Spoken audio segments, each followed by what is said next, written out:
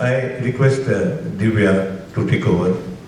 She will introduce the book to all of you. Thank you sir, बहुत स्वागत है आप सभी का. Thank you sir, thank you AR trust for giving me such wonderful audience to introduce my book too. मैं आज यही देख रही थी कि जो प्रॉपर संगीत का कल्चर है वो इस जगह पर है. तो मैं यहाँ से शुरू करूँगी कि हम संगीत में श्रोताओं को रसिक कहते हैं. तो रसिक श्रोता उस रस का आनंद लेते हैं जो कलाकार मंच पर एक्टिवेट करने की चेष्टा करते हैं. मैं एक्टिवेट वर्ड इसलिए यूज़ कर रही हूँ कि हमारे संगीत में, हमारे राग संगीत में जो रस है, जो आनंद है, वो उसमें अंतर्निहित है, वो उसका एक अभिन्न अंग है. वो जो भी हमारे म्यूजिक प्रैक्टिशनर यहाँ बैठे होंगे उनको पता होगा कि during their course of learning, practising and performing कई बार उनको, और हो सकता है कई बार अकेले, वो एक वाह मोमेंट आता है.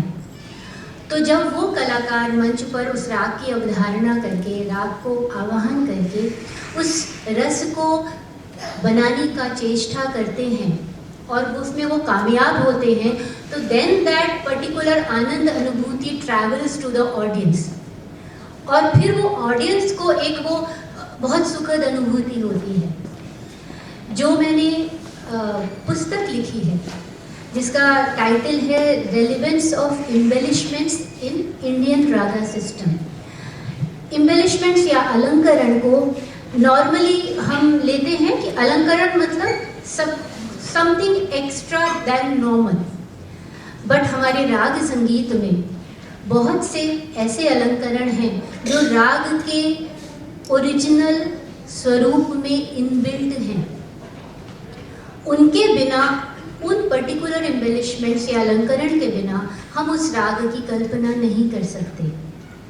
एक छोटा सा एग्जाम्पल, अभी बहुत अच्छा सुंदर गायन पल्लवी जी ने प्रस्तुत किया. तो जो भीम पलासी में जब हम अंतरे की तरफ बढ़ते हैं और निषाद प्रयोग करते हैं तो वी ऑलवेज गो लाइक गा मा पनी सा, समथिंग लाइक दैट.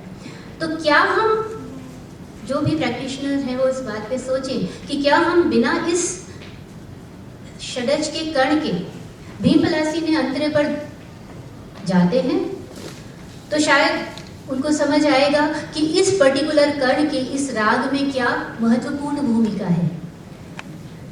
तो ये जो विषय मैंने चुना वो इसलिए सुना कि कई बार हम सब कुछ करते हैं, हम गाते हैं और हमको अवेयरनेस नहीं होती कि इन छोटी छोटी न्यूएंसेस का राग के स्थापित होने में, राग के मैनिफेस्टेशन में कितना इम्पोर्टेंस है, कितना महत्व है.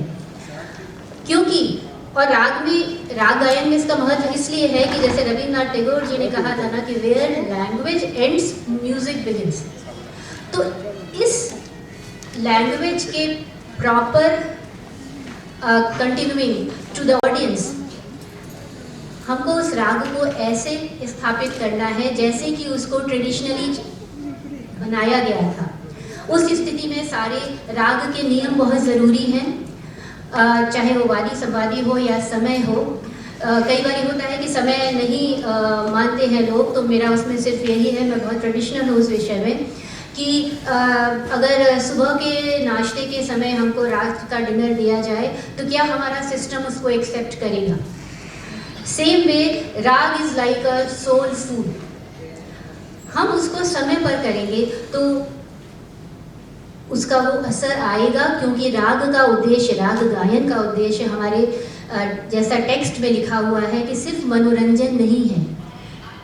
जीवन के चारों पुरुषार्थ हम इस राग गायन के थ्रू अचीव कर सकते हैं, लेकिन उसके लिए हमको उसको उसी तरीके से प्रैक्टिस करके प्रदर्शित करना पड़ेगा जैसे कि उसके पीछे उसकी सोच है. तो इस पुस्तक में मैंने इन छोटे एम्बेलिशमेंट मीण कण खटका मुर्की ये सिर्फ ख्याल के संदर्भ में लिया है और उनको अलग अलग नज़रिए से देखा है, क्योंकि मैं ऐसा मानती हूँ कि राग एक आसमान की तरह है, हम जिस जगह खड़े होकर देखेंगे उसका अलग रूप दिखेगा। तो उसको कुछ बस एक चीज़ बताती हूँ कि जैसे मैंने एक कॉन्सेप्ट लिया है role of pause as an embellishment, कि जब हम संगीत में रुकते हैं फ्रॉम आरोह अवरोह पकड़ के कॉमा टू न्यास स्वर और अपन्यास स्वर, तो क्या उससे राग के सौंदर्य में क्या प्रभाव पड़ता है। बहुत अच्छा लग रहा है आप आज मुझको कि मेरे साथ इतने बड़े गुणी लोग हैं जो मुझे प्रोत्साहन देने के लिए यहाँ पर आए हैं, और आप लोग इस पुस्तक को पढ़िए, मुझको बताइए कि मैंने कहाँ ठीक किया है और कहाँ कम ठीक किया है, क्योंकि वो बहुत ज़रूरी है जानना। मैंने इस बार सिर्फ ख्याल लिया है, और क्योंकि विषय बहुत बड़ा हो रहा था, अदरवाइज ठुमरी और आगे और कंपोजिशनल फॉर्म्स की भी प्लानिंग है मेरी। इस दिशा में मैं थैंक यू बहुत धन्यवाद करना चाहूँगी सर का, महालिका का। आप आए और आपने ये स्वीकार किया कि आप ये करेंगे, बहुत बहुत धन्यवाद। Indumati aunty, Vithal uncle, Barman uncle, आप सब बड़े हैं। सो बहुत अच्छा लग रहा है, और इस दिशा में मैं अपने पिताजी और गुरुजी को बहुत नमन करना चाहूँगी, क्योंकि उन्होंने मुझको ये दृष्टि दी कि मैं इस तरीके से राग को या संगीत को देखूं और यहाँ तक पहुँच पाऊँ। और एक नाम और लेना चाहूँगी, डॉक्टर नीरा ग्रोवर, जिन्होंने मुझको इस दिशा में मोटिवेट किया, गाइड किया और always encouraged me to do better and better and better.